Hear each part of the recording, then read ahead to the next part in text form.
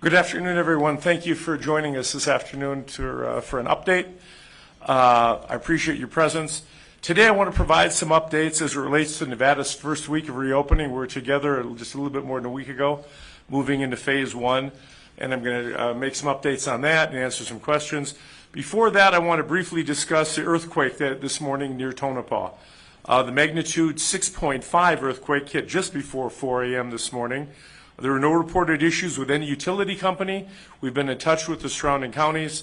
A half-mile section of US 95 cracked in Esmeralda County. The Nevada Department of Transportation, NDOT, moved quickly to detour the area and make temporary repairs. The site has now been reopened. There is no longer a detour. It was felt all the way in Carson City. I can assure you the lights in my residence were swinging this morning at 4 a.m. It woke me up, so it definitely had an impact. Now for COVID. We have been in phase one for just a little bit less than a week. It's been 6 days. We're continuing to monitor our data very, very closely, all the data that's presented to me on a daily basis. But as I mentioned, it's going to take a minimum of 2 weeks of analyzing that data and assimilating that data to determine any impact that phase one might have had and before moving forward. That's why I want to emphasize that while we're in the current phase, we must remain vigilant and continue to take steps to safeguard ourselves and to safeguard our loved ones against the virus. Continue to stay home when possible, especially if you're in a vulnerable group. And please, please wear a face covering. These are extremely important. It is proven to be one of the most effective methods we have of minimizing the spread of the virus. And practice social distancing, keeping yourself 6 feet away from anyone else. Everyone has to do their part. As for our data, we are currently on day 20 of a downward trajectory of our cumulative percentage of people testing positive. Right now, we're a little above 9% of people who we have tested in the state are currently tested positive. At our highest point, we're at approximately 12.4, 12.5%. We've come all the way down to 9, which is an enormous decrease. We need to continue to do that. The way we're going to be able to continue is to continue practicing and being vigilant with our social etiquette, our protocols, staying 6 feet away from someone, wearing a mask, and washing your hands. While it's good news that we're making progress, it should remind us all that the effects that we've had are working. The protocols we've put in place are making a difference, and that's why we're able to move into phase one, stay in phase one thus far, and hopefully in the future we'll be able to move forward. According to the Nevada Hospital Association, COVID-19 hospitalizations have continued to drop for the 14-day period. Our hospitals are still reporting that the total number of hospitalizations are not significantly impacting the hospital system, and we have bed capacity in our facilities. We are increasing our testing capacity all over the state, and I'm proud to see there are so many locations popping up all over the state. I visited one about a week ago at the Orleans. It's an incredible operation that they have in there. I read today that Walmart, I think, is opening up 10 of them across the state in their parking lots. And I want to thank our public health officials, our local leaders. The Nevada National Guard has been incredible in really stepping up on the testing front, and the private businesses for stepping up to this task of helping us to increase our testing efforts. In the last week, we have conducted more than 17,000 tests, and that number will continue to grow as we move forward. If you need a test, we encourage you to contact your healthcare provider, your local health district, to find out where you can get one. Please keep an eye on the news, on social media, and other channels for new testing locations which are popping up regularly. Many are drive-thrus. You don't even need to leave your car. Oftentimes you don't need an appointment, and they have excess capacity. There is capacity for more people to take advantage of this opportunity and get a test. Finally, we continue to move forward with more plans to increase our contact tracing resources statewide. We're hiring more individuals. Our public health system is responding aggressively to implement and enforce screening, social distancing, and practices within our facilities that care for our most vulnerable populations. So we've stepped up those as well. The National Guard is continuing their deep cleaning of all of our care facilities. Next, I want to talk about a little bit about what we've seen thus far in phase one. The Division of Industrial Relations is reporting that the majority, I mean this is the majority of businesses, are in general compliance with Phase 1 rules. I'm really pleased to hear this, and I'm proud of the fact that they took this so seriously and are doing what is necessary for their employees and the general public. I want to thank the counties who are ensuring that local businesses are in compliance as well by conducting checks, by investigating compliance questions, and reports of non-compliance issues. Thank you to the businesses and employers who are continuing to take this seriously by reducing the number of people allowed in their businesses, finding and creating solutions so that staff can practice social distancing, and for adhering to the requirements that your staff wear face coverings, and encouraging your patrons and customers to wear face coverings. That goes a long, long way. And while the majority of our businesses, as I say, are doing a great job, we know that there are some that are not in compliance right now. Unfortunately, their negligence puts Nevadans at risk, and so there will be repercussions as a result of that. Local governments, OSHA, and the state licensing and regulatory authorities are monitoring these reopenings, investigating non-compliance complaints, and taking action where it is necessary. We must all continue to take this virus seriously. We know this virus is not gone. We've made progress, but the virus is here. We just need to do better in terms of distancing, face coverings, and protecting ourselves and our loved ones from the virus, and follow the rules and regulations and guidelines that we've put in place. As I said previously, we continue to monitor the results from Phase 1 on a daily basis, but we know that if we stay safe, we can stay open. As I stated previously, depending how the data continues to change, we will be evaluating whether it's appropriate to move into Phase 2. Fortunately, my staff, along with the Local Empowerment Advisory Panel, LEAP, and let me just say a word about LEAP, with Chairman Kirkpatrick and Chairman Gokachia, and they've just done an absolutely amazing job, Daphne, and they're just amazing. They're working with us on possibilities for Phase 2, for communicating with the local communities, and helping us to get another plan as we move forward and continue to be responsible. Our goal is to continue reopening more of Nevada's economy in a safe and responsible manner. What we do now will determine what we can do next. That's why compliance is so extremely important. We will continue to actively monitor the progress in Phase 1.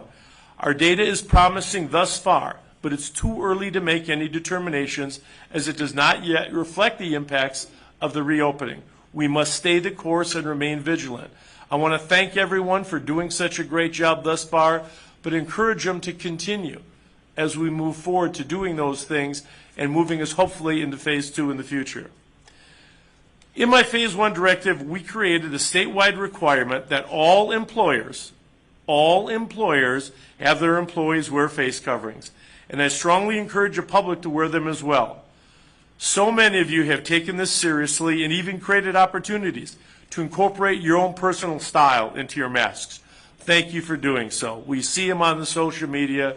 We encourage people to continue to do that. And I've got my officers sending in pictures of folks wearing homemade face masks, face coverings, which are absolutely incredible. We encourage everyone to continue to do this. It makes a big difference. If you're not doing it for yourself, you're wearing it for someone you love. Please continue. It's been widely reported that people are more likely to take our suggestions seriously, to wear face coverings if they know someone who has been impacted by COVID-19. That personal relationship makes an enormous difference. I know many Nevadans who are wearing face coverings for their mothers, their fathers, aunts and uncles, or their grandparents who have been infected with this virus. But a lot of you probably haven't been touched by someone who has been touched by this virus or infected by this virus. But I want to tell you about someone, introduce you to someone that you should know, a Nevadan who has been affected. Marine Private Ronald Pipkins. He told me I could call him Ron. He was the first Nevadan confirmed case, the first one. He was admitted to the VA hospital in North Las Vegas on March 2nd after visiting a college campus with his son. He was put in a medically induced coma and was hooked up to a ventilator and a dialysis machine. While he was in the coma, He said it felt like demons kept him trapped inside. When I spoke to him, he told me he knew he had to fight to survive. He wants to be around when his kids have kids. It was extremely important that he could meet his grandchildren someday. His children are still young, but Ron wants to be along for a long time. He told me how this affected him. He spent nearly a month in a coma and finally went into a rehab center at the end of April. And I'm so proud to tell you that Ron is doing very well right now. I spoke to him on the phone. I'm extremely proud of the way he has represented us in the military and the way that he came through COVID-19. But now you all know Ron. Now you know someone who was impacted by COVID-19. And if you didn't have a reason to wear a mask before then, wear it for one of our veterans. Wear it for one of our thousands of frontline healthcare workers who go to work every single day to take care of us. Wear it for the person working in the grocery store. Wear it for someone that you know that is impacted, that has cancer, that has diabetes, that has high blood pressure, that has asthma, that has any of the underlying morbidities that causes them to be impacted to a greater extent. Wear it for someone that you know that you care about. And if you don't know anyone that's impacted by that, you're probably the only one that doesn't know anyone that's been impacted by any of those situations. Wear it for Ron Pipkin, who served us in the United States Marines. Wear it for him. Wear it as a sign of respect. Wear it as a sign of love for your fellow human beings. It is a selfless act and a simple thing to do. Wear your mask like a badge of honor. This is how we get back to our new normal, and we've got to do this together. Together, we can beat this virus. My final topic today is progress being made at the Department of Employment Training and Rehabilitation called DETR. First, I signed an executive order this week allowing DETR to hire non-merit or contracted staff to help process unemployment claims. Since the pandemic came, DETR has moved over as many merit staff members as they had available to help process claims, climbing from 75 to almost 238 representatives. But we know we need to do more. This order that I signed helps DETR train and hire folks to process claims faster to get benefits into the hands of Nevadans that are eligible for them. Next, DETR launched the Pandemic Emergency Unemployment Compensation.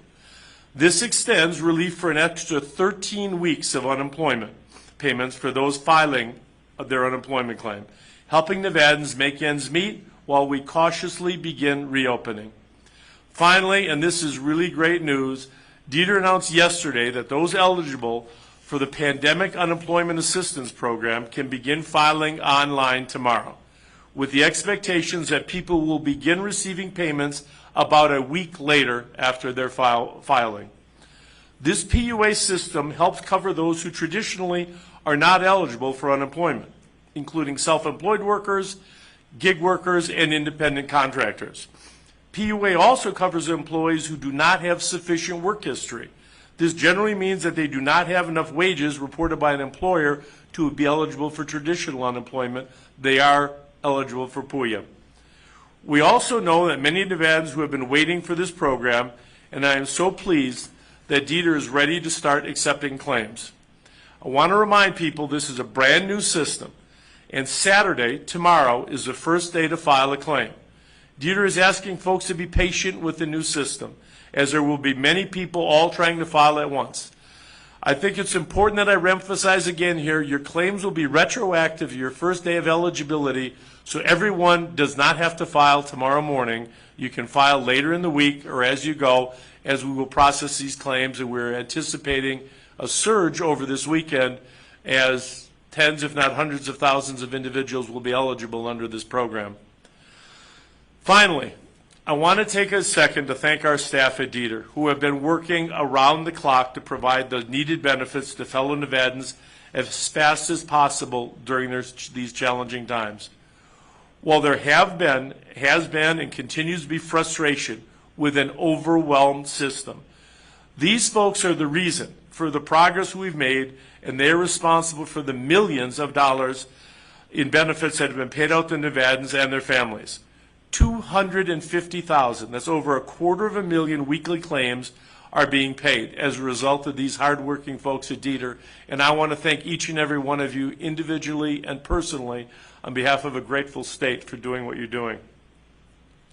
You are like so many other Nevadans who are doing their part personally and professionally to take care of our communities and our state. They are going above and beyond. They're doing more, and this is what Nevadans do to help us all get through this together. Thank you for joining me here today, and if anybody has a question, I'd be happy to take one.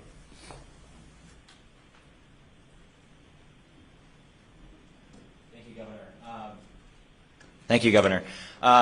Some of the tourism-reliant communities, specifically places up in Tahoe, Truckee, doing better right now because the restaurants opening up both on California and Nevada side. But another big part of their economy is lodging. With Memorial Day weekend coming up, is there any plans to maybe put it under county decision to open up lodging either in Phase 1 or Phase 2? Is there any plans for that for these communities? We're not planning. We're not going to open anything else in Phase 1. These decisions are being analyzed with our LEAP group, the Local Empowerment Advisory Panel, to determine what is best for those counties. Those counties are all contributing in terms of their information, and those decisions will be forthcoming, but we need the data in order to move forward on any more reopenings. Thank you. Thank you. Hey, Governor. Riley. You spoke a little bit about the increase in testing for the state and how those numbers are going up. However, Nevada still lags behind many other states in the number of per capita testing. Are there any problems specific to Nevada or that you're seeing that are keeping us from getting to that national average of per capita testing? Well, we're trying to do it as quickly as we possibly can to up our testing capacity. As you know, early on, every state was struggling to get tests, as were we. And the government directed most of their tests to the hot spots around the country. Thankfully, we were not one of those hot spots as a result of our closing down early and taking some strong positions at the beginning. We are really ramped up our testing now. Like I said, we did 17,000 last week, which is almost 2,500 a day we're doing. We're continuing to ramp it up, and I'm confident that we'll be able to, not that this is a race, but we'll be able to catch up with the other states and have more done. I know a lot of the businesses are doing testing of their employees, so hopefully in the foreseeable future you'll see us move up past the average. Mm-hmm. And in terms of the testing amounts, is the problem now that we don't have enough materials, or is it just that people who are or should be tested aren't coming in to get tested at its capacity? Well, that's what I said earlier. We have capacity at a lot of our testing facilities. And for a long time, we didn't have enough testing. We're only testing symptomatic individuals. We weren't testing anybody that was asymptomatic.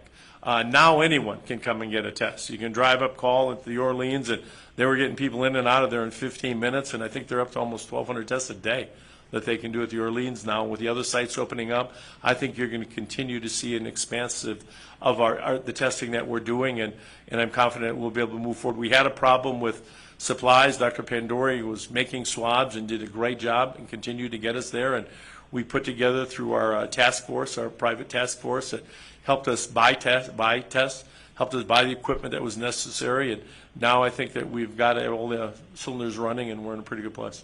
And just one more question. Now, is this yours? Because I know for the general public, if you have a question, you should follow Riley on Twitter because he's taking question suggestions, and I'm happy that he's doing that. So anybody you got, but I'm pleased to take your question. Thank you for the endorsement of my Twitter account. Follow Riley Snyder on Twitter. Wanted to ask, you said that you want to take 2 weeks to determine the data that's coming in as we pass the date for Phase 1. Do you have a timeline as to when Phase 2 might come into effect, what Phase 2 might look like? Any more details on that point? I do not, and I don't want to get ahead of ourselves at all. Phase 2, we can't even look at 2 weeks. Will be next Saturday. We'll be through, and then we got Memorial Day coming in there a couple of days later. We will analyze all that data. We're continuing to analyze it on a daily basis, and I'm confident that we'll have enough data to take a look at. If everyone continues to follow the protocols that were set in place, wearing face coverings, social distancing, not gathering in large groups, that's going to help us all considerably. And I'm hopeful if things keep progressing, we'll be able to move forward. But time's going to tell, and the virus is what's in control. We can stop it by doing the right thing. Thank you.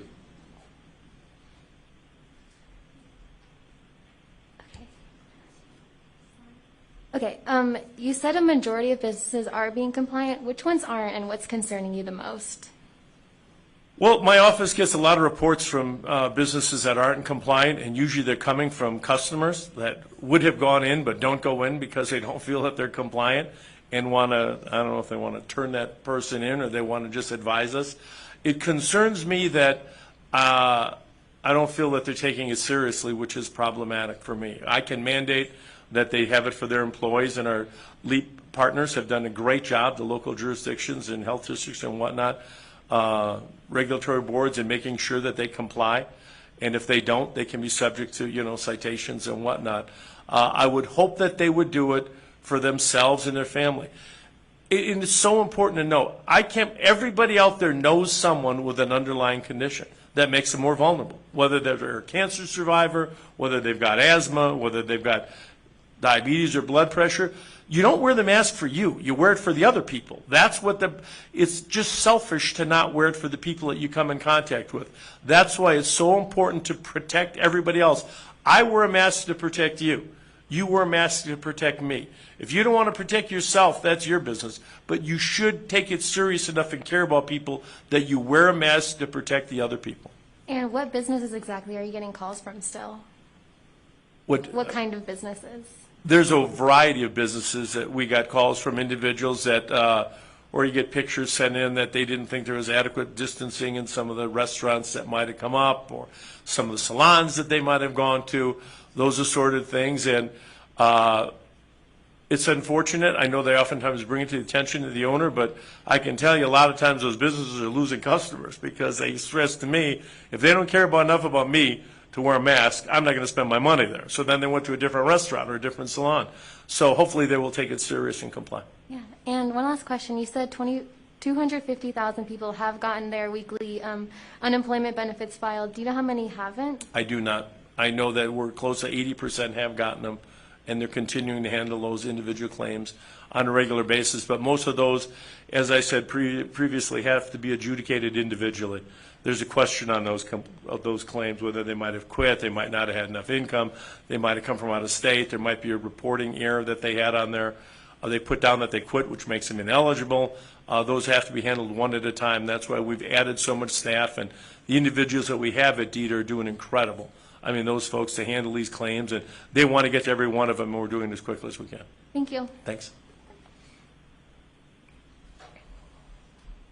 Thank you, Governor. How rigid would Phase 2 be? If we're analyzing the data and it comes back and it's promising, can we expect a little bit more freedom when it comes to businesses that can open up, occupancy limits, or if it comes back bad, are we expected to extend Phase 1 or go into Phase 2 with more rigid guidelines than Phase 1? I think both of those are possibilities, and the third possibility is we're going to have to roll back some of what we already did, depending on Phase 1 data that comes forward.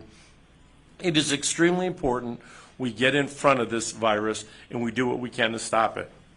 Some businesses did not get a chance to open in Phase 1. They have clearly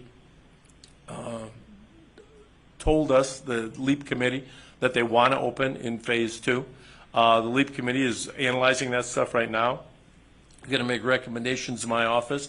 Whether they will make part of their recommendations to increase capacity, that's going to be difficult to increase capacity and at the same time maintain social distancing requirements that we have. We can't increase capacity in the restaurants because we can't social distance if we increase more capacity right now. We're already running up against that. So it's kind of going to be dependent upon the data that we get continuing to come forward and the recommendations I get out of the LEAP committee, which is getting their input from the various cities and counties across the state. One more question. In regards to lodging again, when it comes back to non-casino hotels, would those be pushed up forward before gaming hotels are to open up again? I don't know which specific hotels you're talking about, lodging ones. Some of them are already open. We didn't close them, and I know the Airbnb turned into an issue up in Tahoe, and that's being dealt with locally. Okay. Thank you. Thank you.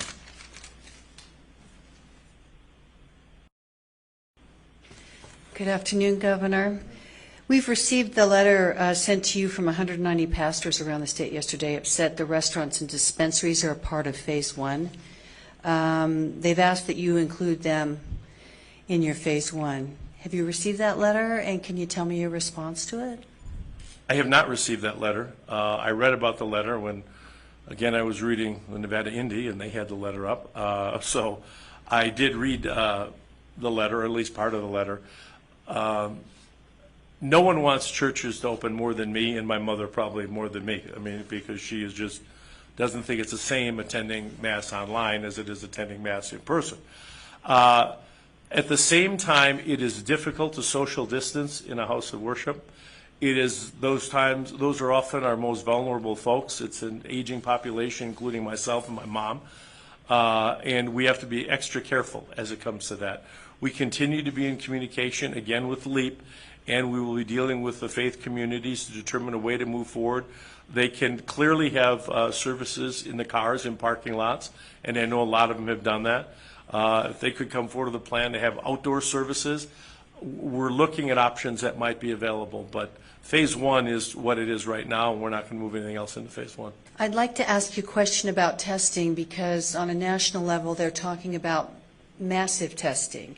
You said about 9% of the people, or did I get that right? No, 9% of the folks that we have tested thus far, approximately 9% have tested positive.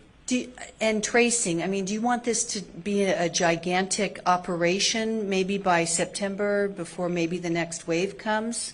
Well, hopefully we'll get less cases and it'll be a smaller operation. I can't attest to that. You have to do contact tracing on individuals who test positive. That's the way to keep the spread down. Now, oftentimes those positives are someone in the same household, someone that has an immediate contact with this individual. We need to continue to expand our testing. What they're talking about on a national basis, and I hear these numbers thrown around like you do, millions and millions. I was also told, 2 months ago that we could get all the tests we needed and test everybody, and that didn't come through. We kind of had to go to the private sector and Dr. Pandori and the health districts to get the tests and put them together so we could do our testing. We are going to step up our contact tracing. It's extremely important that we know that who someone is with and who they've had contact with if they've tested positive, and that's all done to reduce the potential spread. Thank you, Governor. Certainly.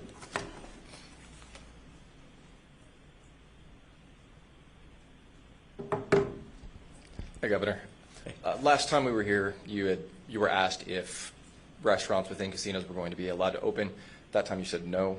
As of yesterday, Gaming Control Board issued guidance for those restaurants to open. What changed? Well, I don't think anything necessarily changed. I had extensive dialogue with Chair Morgan from the Gaming Control Board, who is our chair there. A lot of the smaller communities, and here's where we're trying to handle this on an individual basis. The First Lady and I, for example, when we were in Ely, there's a hotel or restaurant across from the Chacha's Radio Shack there that, we ate in the Denny's inside of the casino. Now, that was one of a few restaurants in the hotel, in the town. There aren't that many restaurants there, and that's one of the reasons that we did what we could to try to accommodate that. They've made special accommodations in terms of entrances and exits and restroom facilities and whatnot. And I don't know how many you're going to see opening up in Washoe or in Clark, frankly, but in some of the smaller communities, they were a central place for eating in those towns, and that's why we did it. Okay, so this isn't like some sort of a kind of a test run for casinos or anything like that to see how they can handle crowds at this point? Absolutely not. This is just to do an accommodation for some of our rural communities that use those restaurants and don't have a lot of other choices. Okay, and last time you also mentioned that the goal is to get to doing 4,000 tests a day. Right now, the numbers you mentioned today are about a little over half of that. How long until we get to that 4,000 tests per day goal? Boy, if I had my way. I hope that we can do it within 1 or 2 weeks. I hope we can get there. We're getting close. I mean, there's a lot of capacity. And right now, one of the issues, and that's why I encourage everybody, and I appreciate the coverage that you put out and all the other outlets do, we have capacity. But people have to go get tested. They have to get in their car and drive down there, and I encourage them to do that. If everybody does that, we probably have the capacity to do 4,000 now. We're just not meeting that all over. So I'm hopeful that in the next 1 or 2 weeks we'll be hitting 4,000. Gotcha. So we have the capacity to test 4,000 a day? It's just... We do. Okay. Thank you. If we don't have it today, we'll certainly have it Monday morning.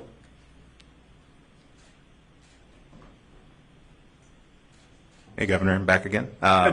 So you've said previously that the Gaming Control Board is going to determine when casinos are allowed to reopen, but I wanted to ask you if you agree with the Culinary Workers Union that it should be mandatory for casino employees, whether on the Strip or anywhere, to get tested for coronavirus before going back to work.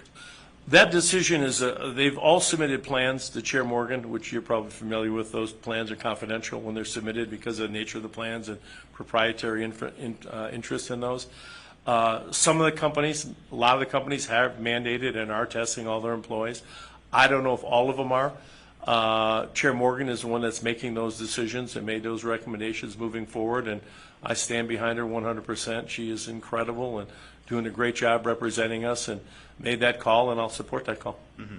And wanted to ask, during your last press conference, you announced that counties would be allowed to put in place more restrictions if they felt it was necessary beyond what was allowed in phase one. Right. To my knowledge, I don't think any counties have done that yet. Was this something you expected? Is this like a tool that they can use down the line if there's a flare-up or something like that? Or what did you have in mind for? Well, I didn't know if they would or they wouldn't. I mean, we gave them that option.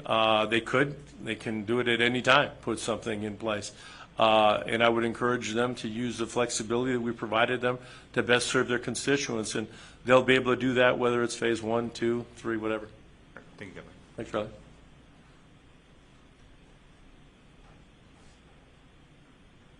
Hi, Governor. Quick question for you. So, do you guys have a timeline for schools reopening, especially with concerns of students getting this new illness possibly related to COVID?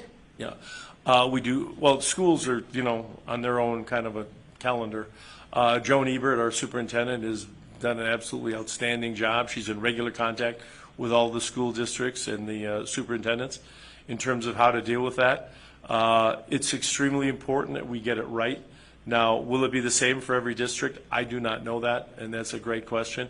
That's going to be another one where I don't just come up with these ideas or pull them out of the air. I mean, we're going to rely on the advice that we get from our medical professionals, from our educational professionals, how we can do that. If you can social distance in the classroom, if you can space classes. Those are all options that they're looking at. But as of today, I have not been presented with a plan, so we haven't come up with anything. But you are correct that the fall is going to be upon us very quickly here. And I know that they're meeting on this regularly, and we will come up with a plan in the foreseeable future. Thank you. Anybody else?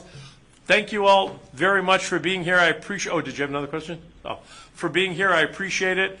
And please, stay safe, stay healthy for Nevada, and wear a face covering for someone that you love, for someone that you care about, for someone that might have an underlying morbidity or condition that they can be affected more than you. With that, we'll all be able to get into phase 2 quicker. Thank you all. Have a great weekend.